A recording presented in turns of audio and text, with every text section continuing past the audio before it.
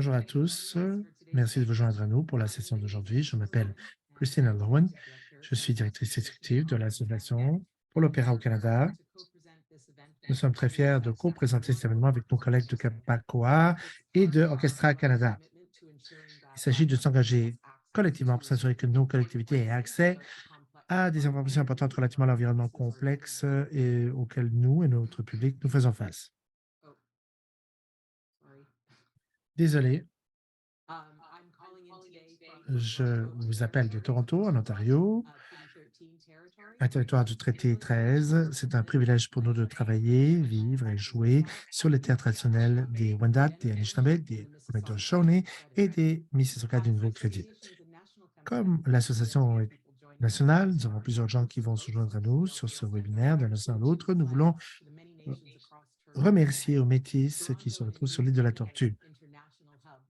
Toronto et le Canada, c'est un moyeu de communication où plusieurs peuples vivent. C'est notre maison à tous. Nous célébrons la présence, bien sûr, de peuples autochtones sur ce territoire et nous leur rendons hommage. Le TRT Art, Eric Nelson et les Audience View, également, nous avons un intervenant qui vont partager leur point de vue sur le comportement des publics et leurs attentes. Eric Nelson va nous partager des informations qui viennent de TRG à partir de sources de données très impressionnantes qui étaient recueillies avant la pandémie et même plus avant. Et d'autres vont parler un petit peu de l'équipe qui a vu quelles étaient les tendances du public grâce à des plateformes par logiciel pour les arts de la scène. Et je vais maintenant céder le micro à Eric. Merci, Christina. J'apprécie beaucoup le fait d'être ici. Je vous parle de Stockbridge, au Massachusetts, sur les terres ancestrales des Mohicans, et j'offre mes hommages et mon respect à cette région. Merci à tous ceux qui se joignent à nous aujourd'hui et à ceux qui ont coordonné le tout pour avoir une discussion importante sur la question suivante. Que veut le public aujourd'hui? Et je suis ici pour partager des données de TRG Arts. Nous adorons porter nos casquettes techniques. Nous sommes des tronches de la technique et nous allons partager quelques éléments techniques avec vous. Voici mon écran. Et cette conversation ne pourrait être mieux située parce que la League of American Orchestra ont tenu une conférence la semaine dernière. Ils avaient une session qui s'appelait les abonnements à l'essai. Alors, on a beaucoup de questions à nous poser relativement aux orchestres et aux abonnements. La question à se poser, c'est nos concurrents ressemblent à quoi? On parle toujours, encore une fois, du fauteuil, du sofa, parce qu'on a un beau chat, un beau chien sur le sofa, dépendamment de ce que vous préférez. Vous pouvez vous habiller comme vous voulez. Vous êtes chez vous, vous êtes en vêtements mous, vous êtes heureux chez vous. Alors pourquoi est-ce qu'on voudrait sortir de notre sofa? Eh bien, les arts de la scène nous donnent quelque chose d'intéressant. Telle est l'offre, nous nous réunissons ensemble, nous voyons les données et nous voyons la valeur intrinsèque des choses qui s'accroît. On voit que les gens ont ressenti d'expériences améliorées. Le sofa est notre concurrent, mais nous avons quelque chose de spécial à partager. Voici quelques données pour expliquer où nous en sommes aujourd'hui, quoi faire pour ramener le public. Et voilà, un autre élément, c'est l'avenir. L'avenir du divertissement, à quoi va-t-il ressembler? Il y a eu beaucoup de rapports sur comment anticiper 2030. McKinsey est une firme de consultants, de conseil, et ils ont dit que les loisirs et les arts, c'est un domaine qui doit évoluer entre maintenant et 2030. Et il faut savoir que veut le public. Les gens voudront des expériences immersives avec des jeux. Et pour leur achat, n'est-ce pas, même pour leur participation, relativement à ceux qu'ils connaissent dans leur site de représentation, ils veulent plus de diversité sur scène, plus de diversité dans les galeries, et même au sein des équipes et du personnel. Ils veulent de la technologie partout. Ils veulent que tout soit plus facile pour faire des achats, pour pouvoir participer, pour voir des représentations, tout ce qui est lié au monde merveilleux des arts de la scène. Une question rapide, un petit sondage pour bien démarrer les choses. Lorsqu'on pense à le revenu des billets d'entrée, aujourd'hui, comparativement à 2019, où en sommes-nous? David va vous montrer ça dans quelques instants. Est-ce qu'on est au même niveau qu'en 2019? Est-ce que les ventes de billets sont en dessous, au même niveau, ou il y a eu plus de ventes aujourd'hui qu'auparavant? Alors, veuillez voter. et on va prendre le pouls de l'auditoire. On verra ce que vous pensez de oh, regardez ça. On est à 70 de gens qui ont déjà voté. J'adore ce haut niveau de participation. Merci. On vous donne quelques secondes. Alors, plus de gens votent pour répondre à la question. Si je pouvais vous chanter la chanson de Joe Perdy, je le ferai, alors que se termine cette première question de sondage. Voilà. Il s'agit, je pense, de tout le monde a voté. Bon, alors je vais partager les résultats avec vous. 64 d'entre vous, vous êtes toujours en dessous des niveaux pré-pandémiques et 15 pensent qu'on a dépassé le seuil d'avant. Et semblable, c'était à 21 Donc, en dessous de ce qu'on avait, c'est 64 Comme secteur d'activité, on va regarder où on est rendu. On a fait une alliance entre nous, TG Arts et les arts de la scène, pour parler d'engagement. On travaille partout sur la planète, au niveau des donateurs, au niveau des gens qui achètent des billets, etc. On a commencé à faire de l'étalonnage comparatif, un benchmarking pour faire le suivi de l'impact COVID, avant, après, etc. Nous avons des données que nous utilisons maintenant pour nous aider à prendre les bonnes stratégies et améliorer notre résilience. Les données que nous allons considérer, vous l'avez vu auparavant, nous avons des données, des points améliorés. Toutes ces organisations participent au niveau mondial, 400 organisations. On va regarder les données des États-Unis aujourd'hui. Il y a 150 organisations en Amérique du Nord qui font partie de cet ensemble de données. Vous voyez comment on répartit le tout par genre. 140 millions de transactions sont conférées ici qu'on a étudiées. On obtient des données de façon quotidienne. Il s'agit d'un ensemble de données énorme qui va nous aider à comprendre quelles sont ces tendances généralisées. Lorsqu'on commence avec le genre du point de vue des biens, on va voir trois choses ici pour revenir à 2019. Les résultats de 2020 pour en vert, là, à gauche complètement, là, un turquoise, et 2021 dans le milieu, barre en bleu, et le vert électrique, c'est 2022. La troisième barre de l'histogramme pour chaque sous-segment. Vous voyez ici la danse, les théâtres, la musique, les centres de performance. La danse est revenue rapidement. A repris le poil de la bête de façon solide. Le théâtre et la musique sont toujours en train de revenir au niveau pré-pandémique. Il y a une raison pourquoi. Je pense que beaucoup d'entre vous avez entendu parler de la puissance de Casse-Noisette, un programme durant les temps des fêtes qui a très bien marché. Et pour les centres d'art, il y a beaucoup de spectacles de Broadway qui sont arrivés. Les ventes se sont améliorées grâce à ça. Donc, il y a une reprise intéressante, encourageante. Il y a, au niveau de la musique et du théâtre, une mouvance. On se rapproche des niveaux antérieurs aussi. On n'est pas encore rendu là. Cependant, le même ensemble de données, même structure, du point de vue des dons. La danse, les centres d'art, la musique, etc., le théâtre. Bon, par rapport à 2019, si on se compare, regardez la barre mutuelle pour chaque. 2021, on a connu des reprises formidables relativement revenus de dons, des dons. Qu'est-ce qui est arrivé en 2022? On voit qu'il y a du recul partout. Alors qu'on a eu des montées durant la pandémie, on voit que on s'en va dans la mauvaise voie. En quelque sorte, on est sous la barre des niveaux pré-pandémiques. Quelques éléments maintenant pour savoir pourquoi ça arrive au niveau de la vente des billets. Et par exemple, d'abord, la vente de billets. On va parler des plus récentes données. On parle d'une comparaison sur 6 mois. On va regarder le quatrième trimestre de 2022 et le premier de 2023 pour les deux derniers trimestres, n'est-ce pas, pour cette période de 6 mois. Et on va comparer le tout avec les mêmes deux trimestres en 2019. Et les revenus des billets, ajoutés de moins 5 seulement, on continue à avoir beaucoup de confiance et donc on se rapproche du seuil. Et donc, pour les unités, moins 17 moins de gens participent. Mais lorsqu'ils viennent, ils achètent des billets plus grands. Ils veulent l'expérience VIP. Et vous voyez ici, ça, c'est pour la même période de 6 mois, mais mois par mois, octobre ici à gauche, jusqu'au mois de mars à droite. voyez les barres sur l'histogramme, le revenu 2019 en bleu. Et pour les 6 derniers mois, vous voyez cela en mauve. Les barres représentent la quantité de billets, les barres en dollars. Et vous voyez que s'est-il passé au mois de novembre? Comme je l'ai dit, il y a eu la programmation du temps des fêtes de fin d'année. Quelle poussée! Les gens avaient l'esprit à la fête et se sont dit, je vais aller me payer un spectacle, à m'acheter des billets plus tôt d'avance. Donc, que d'achat à la dernière minute. Il y a quelque chose qui les a motivés. Si les gens sont motivés, ils vont acheter d'avance. Et depuis le mois de novembre, nous avons vu qu'il y a eu un petit peu de repli, alors que, bon, durant l'été, pour la saison qui s'en vient, il y a eu les ventes de Christmas in July, par exemple.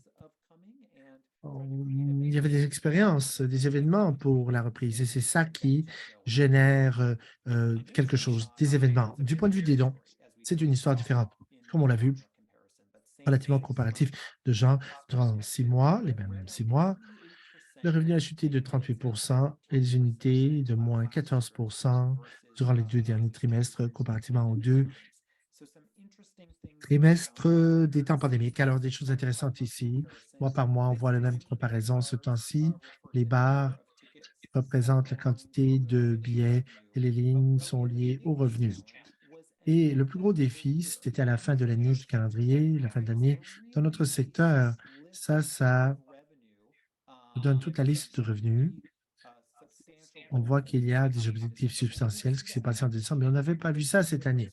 Regardez la différence entre cette crête de 2022 versus ce sommet pré-pandémique en termes de quantité de revenus. Alors, les dons, c'est pas si éloigné. C'est-à-dire qu'on nous donne de l'argent, mais c'est plus petit comme don en même temps. Et les gens coupent là-dedans aussi. Stratégie possible, parlez à vos donateurs. Les gens sur qui vous aurez compté pour recevoir des dons à un certain niveau, c'est pas arrivé. Pourquoi ou pourquoi n'ont-ils pas participé? Donc, qu'est-ce qui a généré cette pause? Qu'est-ce qui a fait en sorte que le comportement était là? Pourquoi il y a eu cet arrêt bon, à la fin de l'année? Alors, typologie. Encore une fois, qui va revenir? Que veulent-ils? Depuis la perspective de TRG, nous utilisons RFNG, qui est notre catégorisation, R pour recency, F pour frequency, M pour monétaire, G pour croissance, growth, F frequency, fréquence, R si c'est récent. On a donc une stratégie qui essaie de transcender certains types, pas juste les types d'acheteurs, ceux qui s'abonnent et les donateurs. Non, on va considérer le spectre complet des gens pour voir à quel point les gens sont fidèles dans votre banque de données. Voici une structure d'analyse que vous pouvez utiliser. Il y a 3 catégories supérieures, l'acquisition, les clients actuels et les gens qui se réimpliquent ou réengagent et les sous-ensembles, les nouveaux clients, des gens qui viennent vous voir pour la première fois, des gens qui étaient d'anciens clients et on veut leur donner une deuxième expérience, des gens qui sont venus 2 fois et on veut qu'ils viennent plus régulièrement, les gens qui sont très actifs, les gens qui seraient vos membres qui s'abonneraient. Donc, vous voulez qu'ils viennent avec plus de régularité. Les super actifs, 10 ou plus personnes, vous connaissez tous les gens de ces gens-là dans vos organisations. 10 ou plus. Et donc, vous réengagez les gens qui ne sont pas venus depuis 18 mois, vous voulez qu'ils reviennent vous voir, et les gens qui n'ont pas été là depuis 3 ans et plus. Et donc, nous voulons également initier ce comportement, surtout si vous pensez que la pandémie existe depuis 3 ans et demi, 3 ans et plus. Il y a des gens qui ont pris une pause au début et on veut leur donner la bienvenue à nouveau. La participation dans nos bases de données sur plusieurs années, 2019, c'est en vert turquoise, première barre, 2021 en bleu et la troisième barre, c'est en 2023, vert électrique. Pour l'ensemble des données, bon, nous obtenons plus de gens qu'auparavant. Et pour les nouveaux clients, ça c'est enthousiasmant. Des gens qui essaient de voir qui on est. C'est une opportunité de les mener vers le sentier de la régularité. Un drapeau rouge. Regardez, ceux qui avant venaient avec régularité. Vous avez plus de régularité, mais ils ne s'immiscent pas dans, sur le sentier des 3 places. Et donc, On voit que les taux sont plus élevés qu'auparavant, mais on serait entre 60 à 70 plus de nouveaux acheteurs qui ne reviendraient pas pour avoir une deuxième expérience avec nous. On va regarder les données, on va voir qu'il y a à peu près 80 de ces gens-là. Donc, c'est formidable qu'il y ait de nouvelles personnes qui rentrent nous voir. Mais c'est une opportunité, un défi pour nous en tant que secteur de l'activité. Comment obtenir de la rétention pour que les gens reviennent vous voir avec régularité également. Les trous créent des fuites dans le seau. Ce sont des trous plus gros qu'avant la pandémie. Démographiquement, que peut-on apprendre également, ce qui va nous aider à bien comprendre des choses? Voici des données, pas l'ensemble de données, mais du point de vue du secteur de l'orchestre.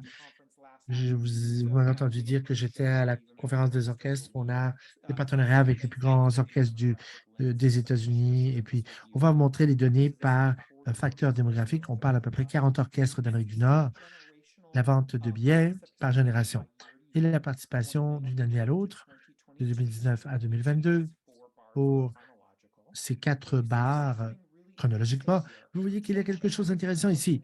La génération X, les milléniaux, voyez-vous, les barres à droite complètement sont plus élevées que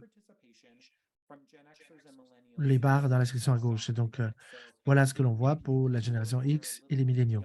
Nous avons des plus jeunes personnes qui viennent nous voir, de nouvelles personnes aussi. C'est formidable. À gauche de la génération X, les boomers, des gens qui ont 60 ans et plus, on voit que la participation est moindre pour les baby boomers.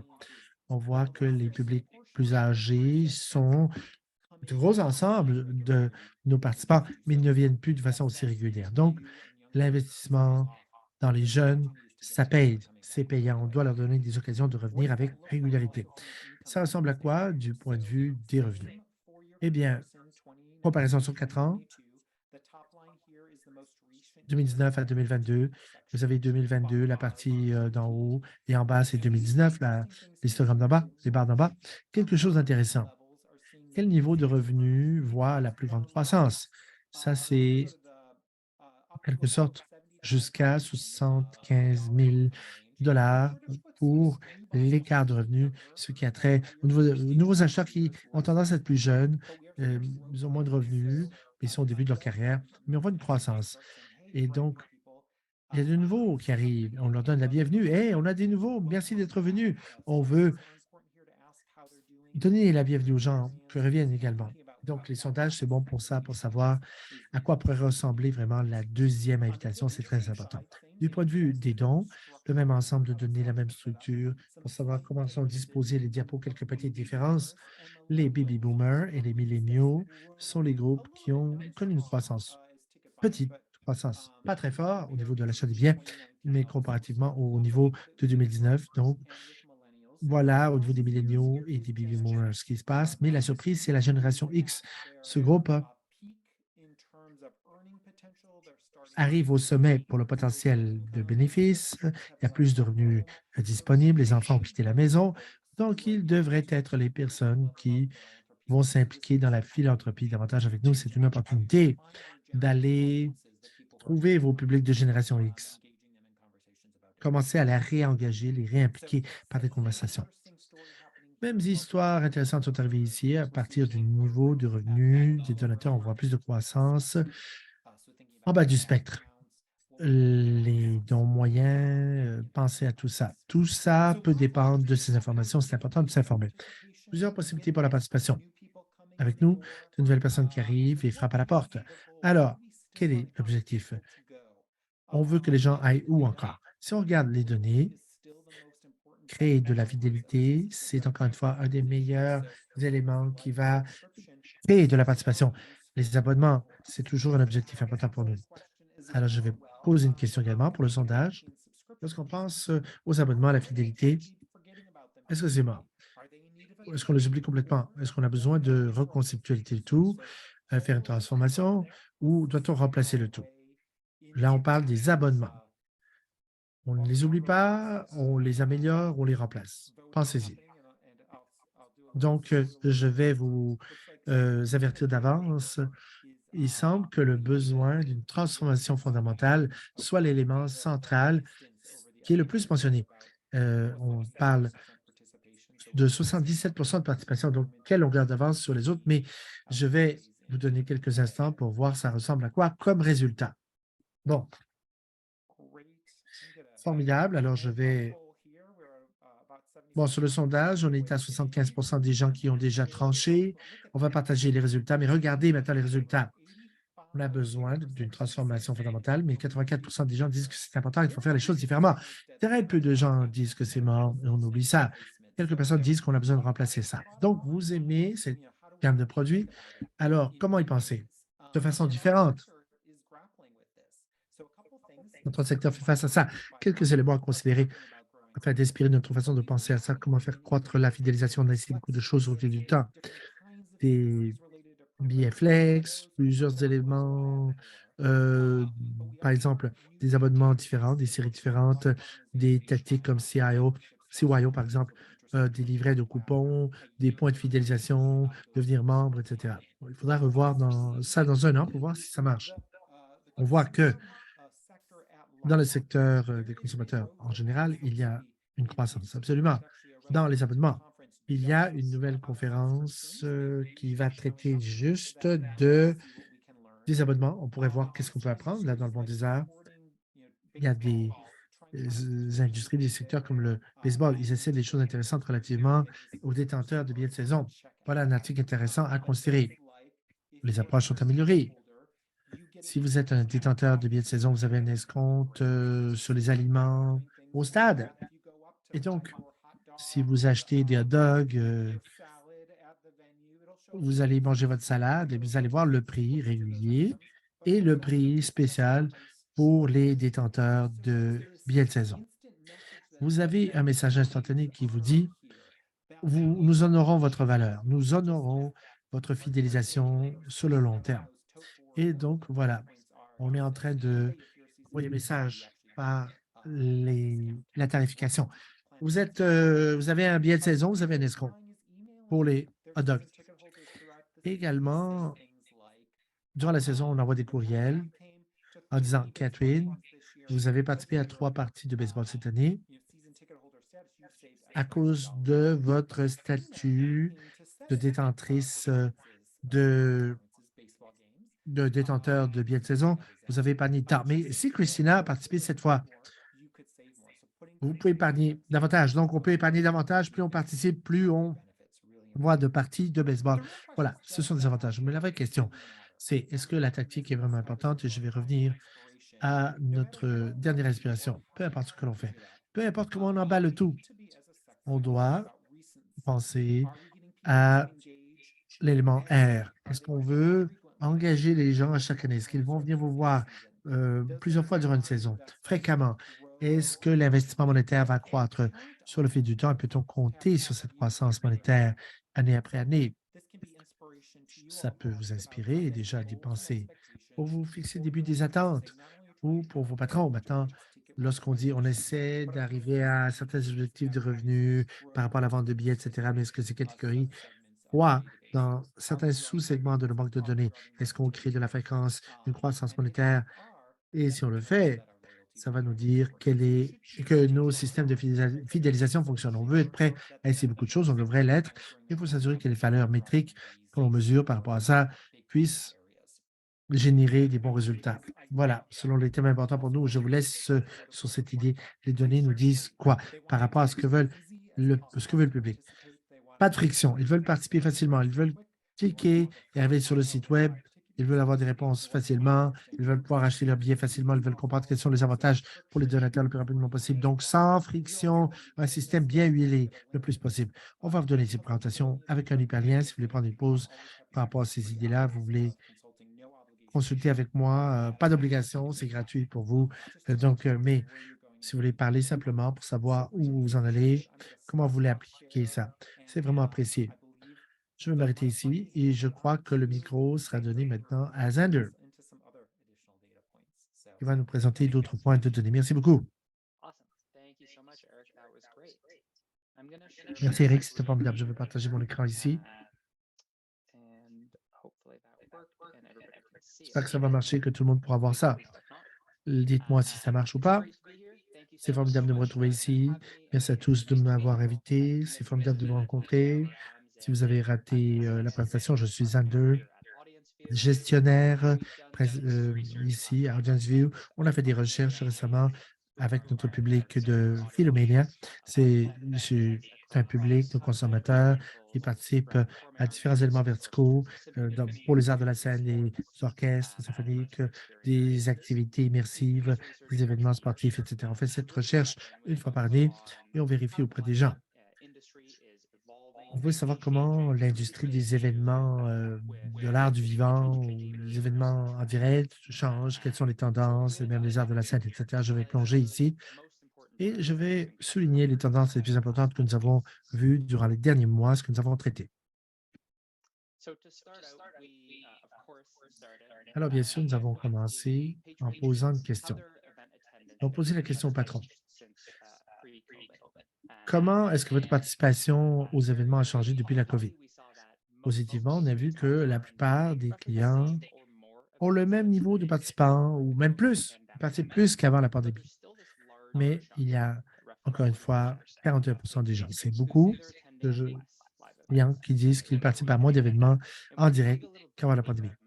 Si on creuse avec eux pour comprendre pourquoi c'est ainsi, on voit qu'il y a des préoccupations personnelles, de santé. Ça, c'est le plus important de cette recherche est de février-mars. On espère que cela va se poursuivre, en fait, en changeant. Donc, le 41 chutera et on va vérifier les choses très tôt l'an prochain. Là-dessus, on va vérifier les mêmes tendances, voir si c'est pareil ou pas. Maintenant, les circonstances personnelles des gens, les préoccupations sur leur santé font en sorte que pour ces gens-là, ils participent à moins d'événements. Et on leur a posé une question de suivi. Qu'est-ce qui pourrait les inviter à participer à plus d'événements cette année? Et ce n'était pas surprenant. On a vu que les ventes de billets aux escomptes également, ça, c'est le plus important. De nouveaux spectacles, du nouveau contenu également qui serait présenté par leur site de spectacle préféré. Et point numéro 3, on a vu des options de forfait pour les billets et d'abonnements qui sont offerts sur les sites. Clairement, c'est sur des points de données pour moi et pour Eric. Ce sont des options d'abonnement et des éléments qui donnent de la souplesse aux clients, des forfaits, c'est en demande. Et les clients aiment vraiment ça. Ils veulent avoir de la souplesse avec une valeur. Ils veulent avoir un flex pack, un ensemble, un forfait. Finalement, l'intérêt croissant d'amis et de la famille de participer ensemble à des événements en direct. Et on préfère les événements immersifs d'expérience totale plutôt que d'un seul événement. Et on a abordé cela dans la suivante question et on a exploré le tout avec les clients. On leur a posé la question, qu'aimeriez-vous faire? Qu'aimeriez-vous faire après un événement? Avant un événement ou après l'événement? Un repas, de la boisson, 4 clients sur 5 vont au moins faire quelque chose. Leur événement, leur expérience en direct est rattachée à une autre expérience également. Et ça, c'est très puissant comme statistique parce que cela vous montre que les clients ne veulent pas juste participer à un événement ou à une performance, prestation. Ils veulent célébrer durant toute l'après-midi ou la soirée. Ils veulent donc un événement et y participer avec leurs amis et leur famille. Et comment c'est important? Comment peut-on appliquer cela à nos entreprises? Eh bien, on veut vraiment penser à comment établir un partenariat avec les bars et les restaurants de la communauté pour offrir soit des options, des forfaits ou des réservations. Donc, des options de réservation en plus ou à côté des achats de billets. On a creusé le tout davantage pour essayer de diviser le tout par catégorie d'âge. On a vu que les répondants de plus de 25 ans voulaient que leur expérience d'événement soit rattachée à un repas avant l'événement, alors que sous la barre des 25 ans, les gens veulent les boire avant l'événement. L'élément central, c'est que presque tout le monde veut que l'expérience des arts de la scène ou le spectacle soit rattachée à une autre chose, et c'est ça qui nous permet de tirer profit de cette situation. On a parlé du périple, du sentier de l'achat. On veut savoir pourquoi et comment. Où ont-ils découvert les événements, bon, et comment ont-ils fait les achats, etc. Et on a commencé en leur posant la question, les achats de billets vont se faire où et comment? La plupart des gens font leurs achats de billets en ligne. Et on se serait attendu à ça. La plupart des gens le font ici. Ce qui est intéressant, c'est qu'on a vu que 20 des gens disent que leurs achats de billets se font en personne ou par téléphone au box-office, à la billetterie, ce qui n'est pas surprenant. Comparé aux données de l'an dernier, la même étude de l'an dernier, on a vu 13 des répondants qui ont dit seulement qu'ils avaient fait un achat par téléphone ou en personne. Donc, on voit qu'il y a une tendance croissante, même si c'est petit. Il y a une tendance croissante. Les clients veulent faire des achats soit au téléphone ou en personne, mais avec un être humain en personne plutôt qu'en ligne. Et dans l'étude, un peu plus tard, on a posé une question aux les gens qui font leur achat en ligne, souvent, pourquoi est-ce qu'ils ne feraient pas cet achat-là? Pour abandonneraient-ils leur chariot dans le magasin virtuel? Bon, la billetterie visuelle. Pourquoi les gens vont faire ça? La raison principale, c'est que avant de payer, ils ont vu qu'il y avait des frais rattachés à l'achat des billets. Et ces frais sont considérés trop élevés. Et donc, lorsqu'on pense à ces choses ensemble, je sais que dans plusieurs situations, c'est pas toujours évitable, hein, d'avoir des frais de billetterie en plus du prix du billet, mais les clients disent que c'est important qu'on nous dise quels sont ces frais et que ça prend une transparence d'entrée de jeu pour ne pas être surpris à la fin lorsqu'ils arrivent avec leur chariot du magasin virtuel. Tout à coup, ils sont surpris qu'ils doivent payer davantage, quelques dollars de plus ou même beaucoup ou davantage, dans certains cas. Alors, un sondage rapide. L'autre section va traiter des plateformes. Les clients font leurs achats sur quelle plateforme? On va revenir au dernier billet. Quelle méthode avez-vous utilisée pour faire l'achat de votre dernier billet? Question.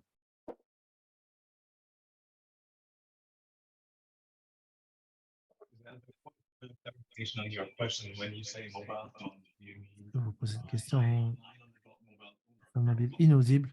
Inaudible. Alors, j'inclurais appeler. Utilisant votre téléphone mobile, appelez au guichet et vous faites l'achat sur votre téléphone mobile.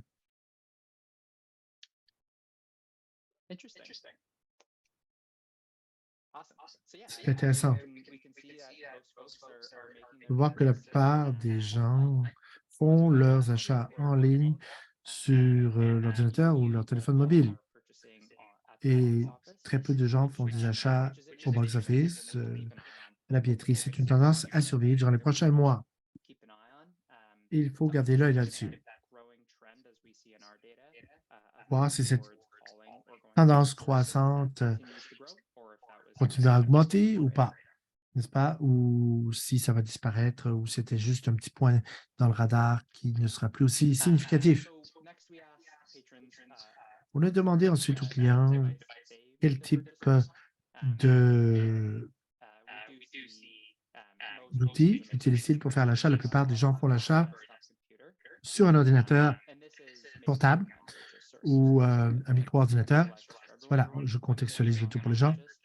Lorsqu'ils font un achat en ligne, la plupart du temps, ils utilisent un ordinateur, qu'il soit portable ou pas, et ils veulent quand même imprimer leur billet à la maison. Cette tendance n'a pas changé de façon substantielle. Un tiers des gens veulent toujours veulent toujours recevoir leur billet, pardon, par téléphone et la majorité des gens veulent recevoir cela directement dans leur portefeuille numérique ou par courriel avec un numéro de confirmation.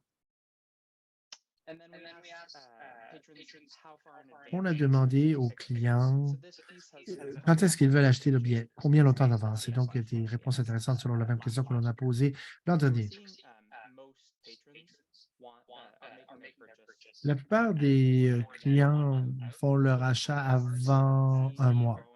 Et on voit qu'il y a une tendance croissante. Les clients achètent avant un mois. Et donc, on a vu 28 des gens qui avaient acheté leur billet à moins d'un mois de l'événement. Et cette année, au ce même temps, on a 43 des clients.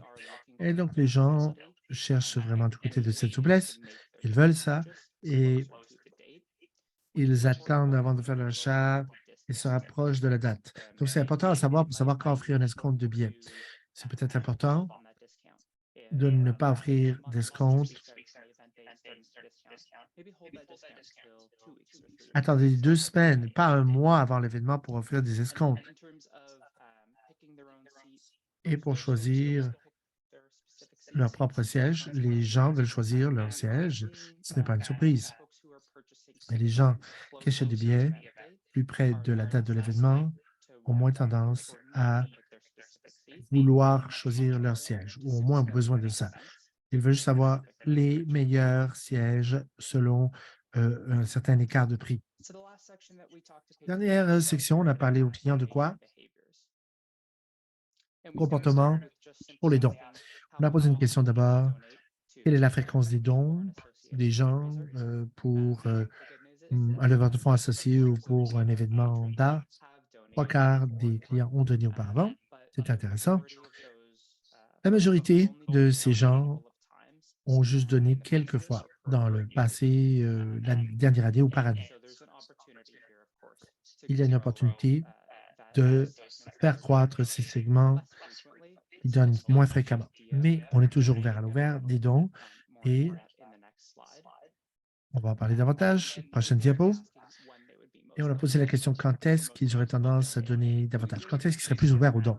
On voit encore une fois beaucoup de réponses. Il y a des gens qui sont prêts à donner, bon, que ce soit en personne ou en ligne, lors de l'achat des billets. D'autres personnes ne veulent pas donner durant l'achat des billets, mais ils voudraient donner en dehors de cette fenêtre où se fait l'achat du billet. Donc, ici, on ne veut pas achaler les clients en demandant continuellement de donner, mais on veut que l'option soit disponible. L'offre soit disponible, peu importe où se trouve dans leur périple. S'ils sont en train de faire le billet ou pas, il devrait y avoir partout une option pour faire des dons. Et leur soit accessible. Deuxième question rapide. Le comportement des dons, je pense à la dernière fois, lorsque vous avez fait un achat de billets, qu'est-ce qui vous inviterait à donner davantage ou à donner avec plus de fréquence?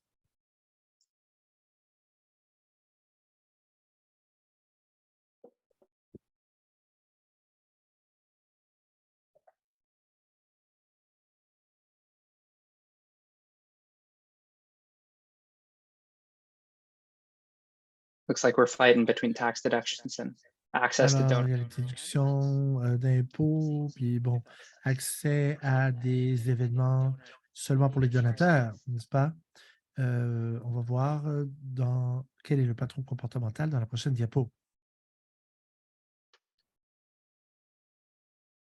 Awesome. So Qu'est-ce qui vous encourageait à donner davantage? J'ai la question en anglais.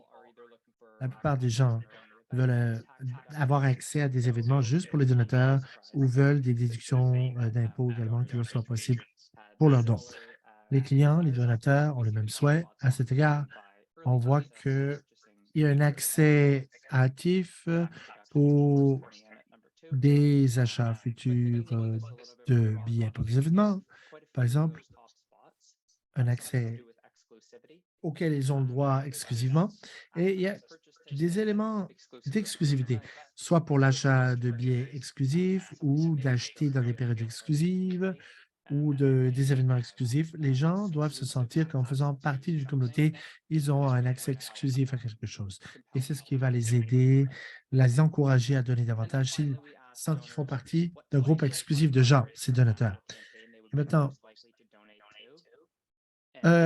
ils auraient tendance à plus donner selon quel type de campagne pour lever des fonds, soit avec des objectifs publics affichés par une association, etc., une organisation. Oui, c'est là surtout parce que les gens veulent savoir à quoi va servir leur argent. On veut tous savoir où va notre argent. Il faut penser à ça et il faut développer votre campagne en vous fixant un but ou en parlant de certains items. Bon, pour savoir le fonds va être utilisé à quoi spécifiquement et donc ça va inviter les gens à donner davantage. Et voilà, c'est tout ce que j'avais pour vous aujourd'hui.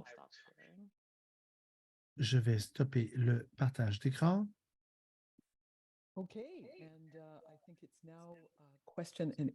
Nous avons maintenant la période de questions. J'encourage les participants à taper leurs questions dans le clavardoir. Nous avons vu un peu le niveau de dialogue dans le clavardoir. Et donc, je reviens à une question qui a été soulevée à plusieurs reprises pour les deux présentations. C'est un petit peu un moment à une pagaille un peu là pour le webinaire, mais avez-vous vraiment fait allusion au concept d'une interaction sans friction pour le moment d'achat d'un bien? Je vais vous mettre au défi de façon un peu quétaine. Avez-vous une liste, et ça c'est pour Zander et Eric, et Stéphane également, avez-vous les 3 recommandations à émettre pour une organisation qui cherche à s'assurer qu'il y aura pour les clients une expérience libre d'irritants? Qui veut parler en premier? C'est un petit peu comme Jeopardy, on prend des notes. Eric, ouvre ton micro.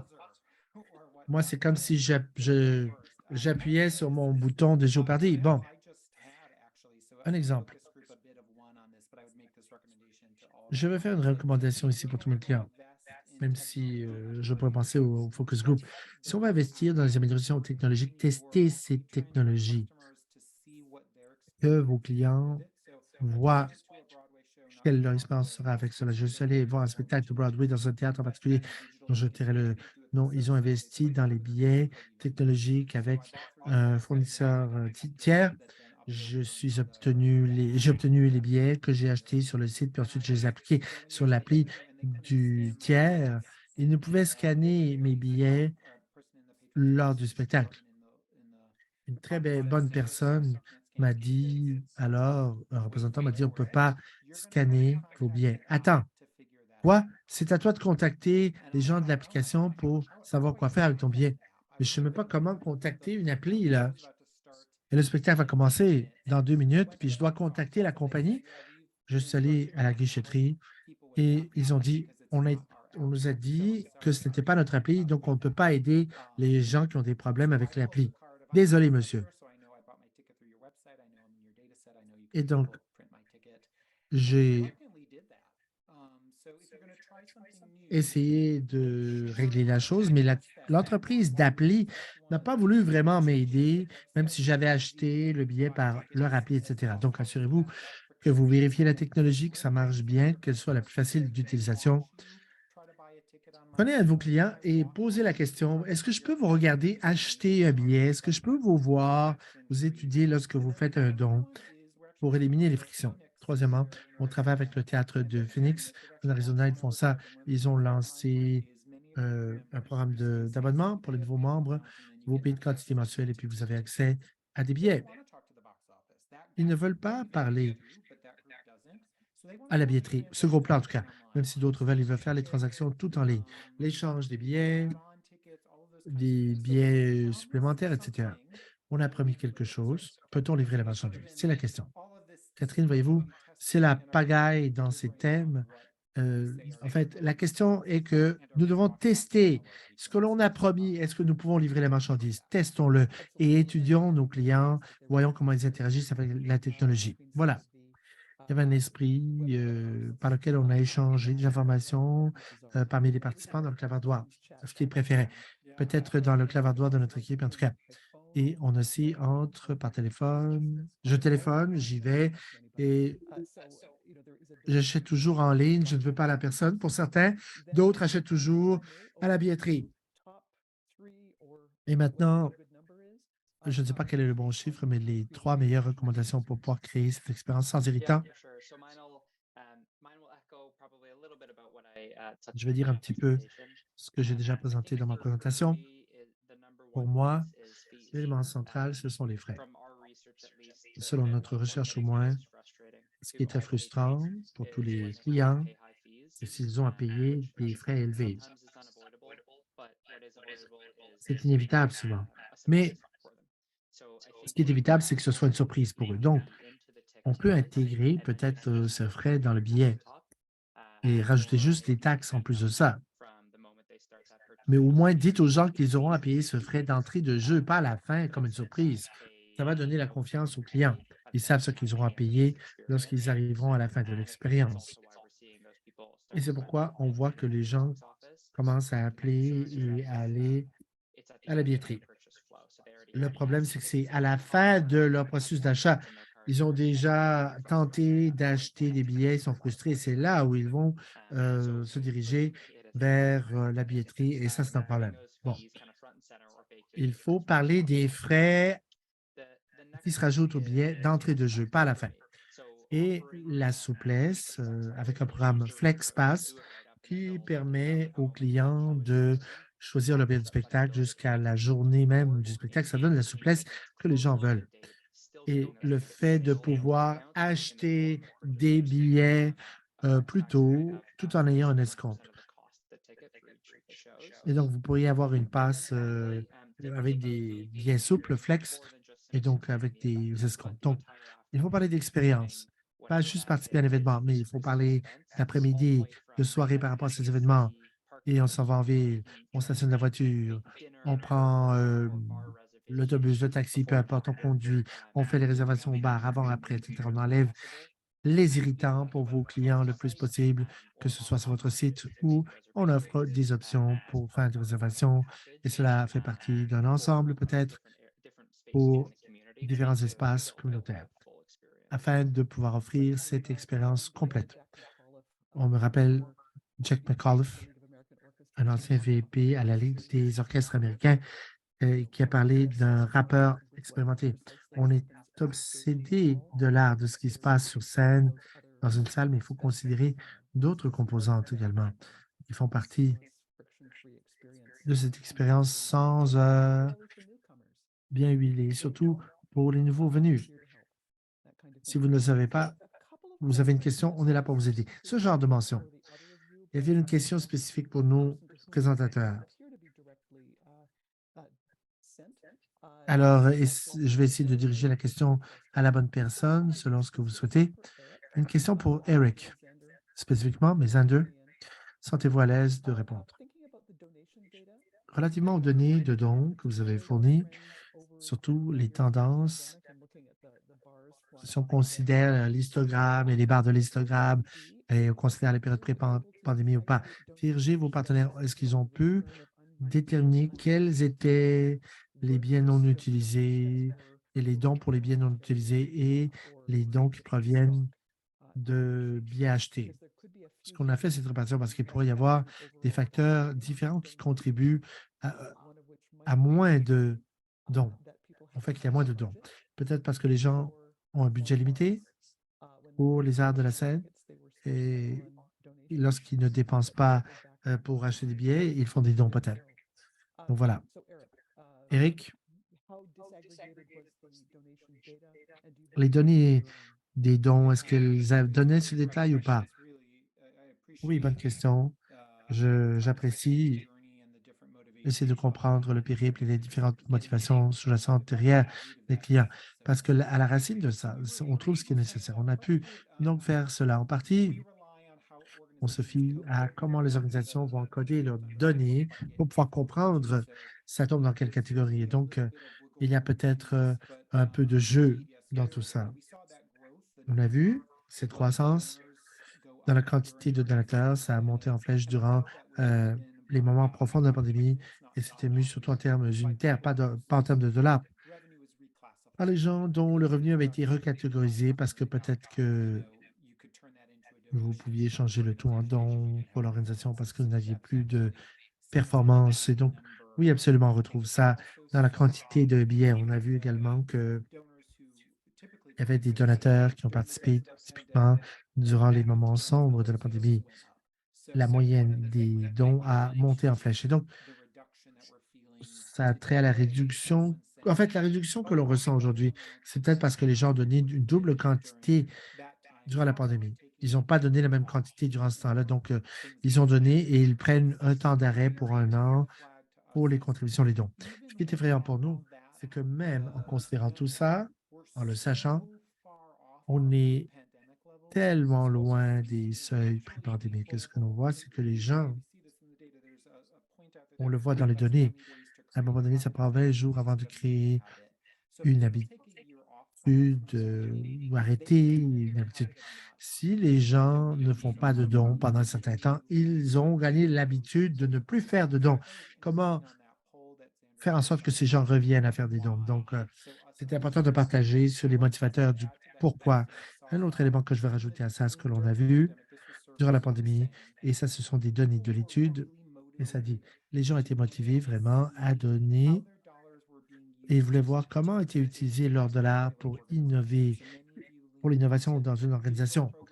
Beaucoup de gens avaient des sites, des salles de spectacle différentes, alternatives, où vous avez des améliorations dans vos programmes, etc. Il y en a qui ont abandonné certains éléments où vous êtes recentré sur d'autres choses. Mais de façon générale, les gens sont sortis de l'habitude où ils articulaient une histoire d'innovation. Comment les dollars ont joué un rôle afin d'être plus novateur que possible. Une recommandation, c'est n'oubliez pas tous ces messages intéressants, ce que vous avez dit durant la pandémie. Vous avez dit, on est là ensemble, voilà comment on va résoudre les choses ensemble. On ne peut pas revenir simplement à cette fin de calendrier, la fin de l'année fiscale, voyez-vous, où on faisait les choses automatiquement. Comment puiser à même la collaboration formidable qui est née durant la pandémie et comment on peut saupoudrer un peu de ça lorsqu'on fait des messages pour nos donateurs relativement à l'impact collectif créé. Une réflexion du clavardoir, c'est une question pour savoir comment vous faites le suivi des dons au secteur des arts par rapport aux dons qui sont donnés pour les œuvres de bienfaisance ou pour les organismes à but non lucratif. Est-ce qu'on fait le même suivi de ces données? Les dons pour d'autres causes. Il y a également le tsunami de l'inflation et ses impacts. Qu'en pensez-vous? L'association des professionnels de la levée des fonds, ils font un travail pour faire le suivi de ça. Je pense que, surtout si on regarde du côté du jeune public, ils font des choix en dehors du secteur des arts, de la scène, où ils donnent. Je pense qu'en partie, si on considère le système de valeurs, sauver l'environnement, etc., il y a des causes qui sont importantes. Pour eux, ils ne voient pas comme faisant partie de cette histoire. On n'articule pas les choses de la même façon. Donc, comment faire ça? Et puis, je parle trop. Il y a un article dans The Chronicle of Philanthropy qui parlait des gens qui donnent régulièrement. Les gens que vous êtes beaucoup, ce sont des personnes heureuses de vous donner, même pour des éléments de gestion opérationnelle. On comprend qu'il faut payer des salaires, qu'il faut payer pour l'éclairage. Donc, cette idée cette mentalité du pauvre qui nous fait croire qu'on ne faut jamais parler de nos dépenses internes, qu'il faut juste parler du programme. Selon cet article, ce n'est pas vrai. Les donateurs qui nous aident le plus comprennent le contexte dans lequel il faut survivre comme organisation et qu'on a donc des frais à l'interne, pas juste d'autres choses à payer comme des spectacles. Les données canadiennes sur les dons et la participation également montrent ça. Il y a de bonnes choses à voir là. Des commentaires que vous voulez mettre là-dessus relativement à cette question en particulier? Ou y a-t-il une question spécifique pour Zander? Non, c'est bon. Je pense qu'on a parlé de ça. Donc, voici une question spécifique à Zander. Une question, c'est une question très spécifique. Lorsque vous avez creusé la question des méthodes de livraison du billet préféré, avez-vous eu des données catégorisées par démographie? Donc, mon public est âgé de tant d'années, donc voici comment je cible. C'est une question très intéressante. Nous avons toutes les questions qui peuvent être catégorisées par âge. Ce n'est qu'un segment du rapport, parce que le rapport est complètement gratuit, c'est disponible publiquement sur audience.com. En fait, je vais partager le lien avec tout le monde à la fin. Je ne sais plus si ça fait partie du rapport, mais je suis toujours heureux et disponible pour parler quelque chose, si vous voulez examiner un point. Si ça nous intéresse tous, je suis plus qu'heureux de faire un suivi là-dessus. Je vais regarder les données, je vais faire un suivi là-dessus avec une véritable réponse. Merveilleux. Et maintenant, un autre élément, ce que je détecte, des questions intéressantes, les raisons pour que les gens contactent la billetterie. Il y a des théories. Les gens pensent qu'ils vont contacter la billetterie pour confirmer les protocoles de la COVID. Il y a également le wrapper autour de l'événement, comme on dit. Peut-on bien partager l'information relativement à la durée d'une performance? Des choses comme la durée d'un spectacle. Bon, on oublie ça des fois. Parlant d'industries qui ont des difficultés, on n'offre pas assez cette information aux gens qui essaient de planifier en créant des événements autour du spectacle. En tout cas, on peut avoir des conversations très utiles avec des êtres humains à la billetterie aussi, hein, n'est-ce pas? Et donc, ça nous prépare de façon différente. Donc, avec Julien, Frédéric est là. Y a-t-il d'autres questions? Je pense qu'on doit conclure. Est-ce qu'il y a quelque chose d'autre à mentionner à nos auditeurs? Je pense qu'on n'a plus de temps presque. Donc, voilà, on ne peut même plus poser une autre question. One particular finding in Xander's presentation caught my Pour Zander, une des conclusions a attiré mon attention. Il y a une ligne que vous n'avez pas mentionnée.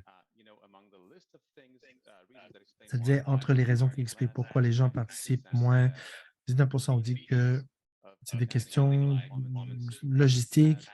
Participer à des événements en direct, ça a chuté pour ça. Est-ce que la logistique a chuté? Non, c'est l'effort perçu de devoir participer qui a changé.